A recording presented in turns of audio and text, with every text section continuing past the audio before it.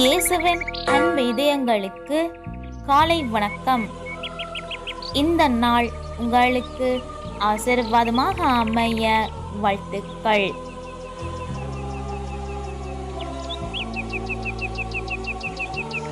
இப்புதிய நாளுக்கான ஆசீர்வாத இறைவசனம் திருப்பாடல்கள் அதிகாரம் 103 இறை வார்த்தை 8.